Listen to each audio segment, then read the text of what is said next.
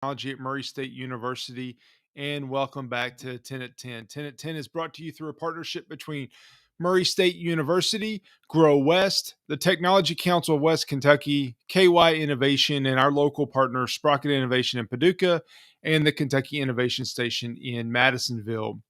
So this week is not only Black Friday, and I know that many of you are probably out shopping.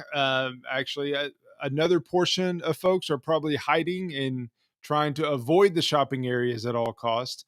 But I still wanted to make sure that we continued our 10 at 10 time together and continued answering those questions that are on your minds that people are thinking about, and that I can help you or your organization stay just a little bit safer. Um, this week, the topic is the insider threat, and how do we stop that insider threat? I don't know that we've specifically spent a session on insider threats this year, but it's a question that just in the last week has come up in about two or three different ways. There was a another podcast or video series called the Cyber Call that some of our alumni participate on, and they talked about the insider threat and with managed service providers. I've also had a couple of people that have approached me with questions about that insider threat this week. So, what I thought I would do is spend just a little bit of time today talking about that insider threat and trying to think about what is it that we can do to stop that insider threat. How do we protect our organization from an insider threat? And let me tell you that this is one of those topics that it's an issue for small companies. It's an issue for really large companies. It's an issue for companies of all sizes. But how you address that in a large company would probably be very different than how you address that in a 10 to 20 to 30 person organization, because it's just not, there's not enough money to be able to dedicate to the issue, to having a true data loss prevention program that you might have when you have 1,000 employees than what you would with a few dozen. But how do you stop that insider threat? So let me actually, before I start on this list, let me say a couple things about that insider threat. There's a couple of types of insider threats that we want to concern ourselves with. First of all, it is our current employees that we have working in our company.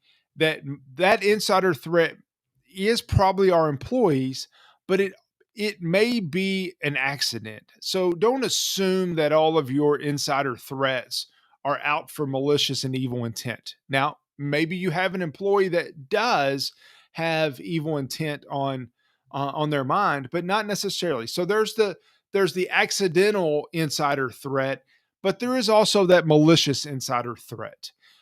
So you've got to keep in mind both aspects. And then really there's a third that is where an insider has had their account compromised through a number of different avenues that we've talked about over the last several months.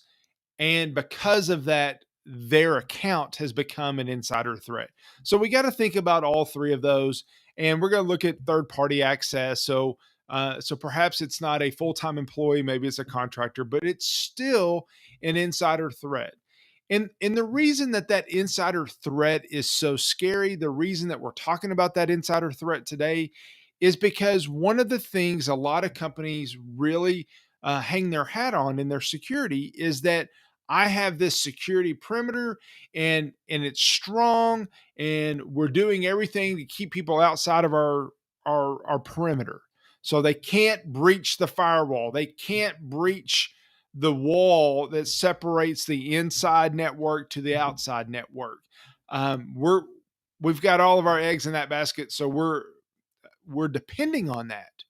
But the problem is our insider threat, our employees, accounts that are already inside that wall are not going to have to go through that perimeter. They're already inside.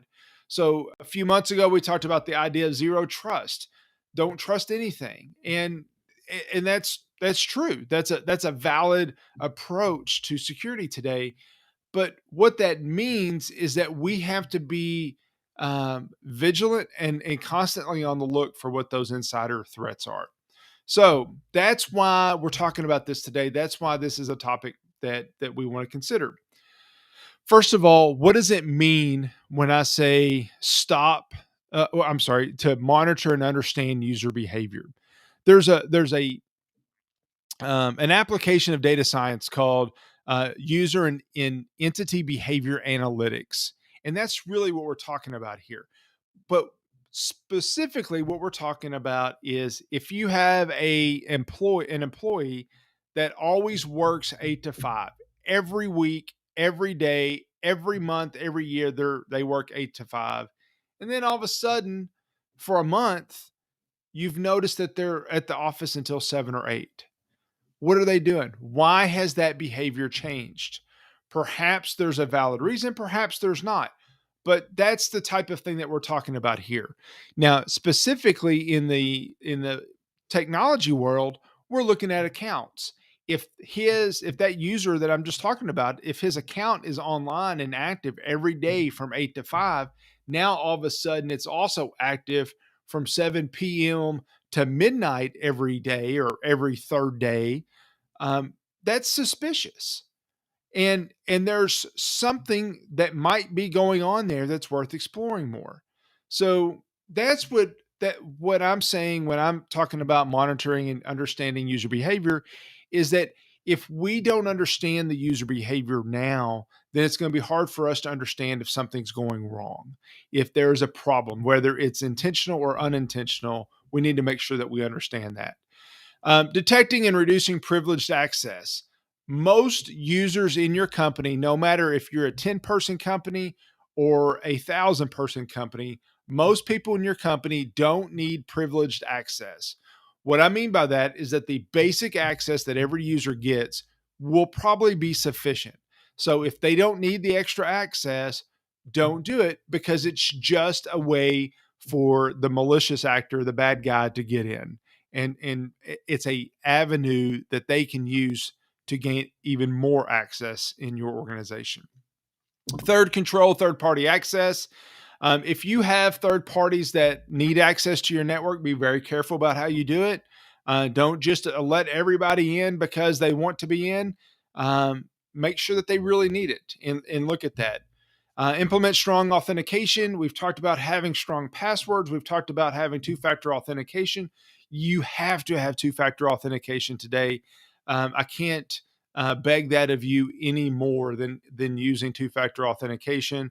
But that's going to be a big piece of any program to stop insider threats or external threats, is making sure that we have strong authentication.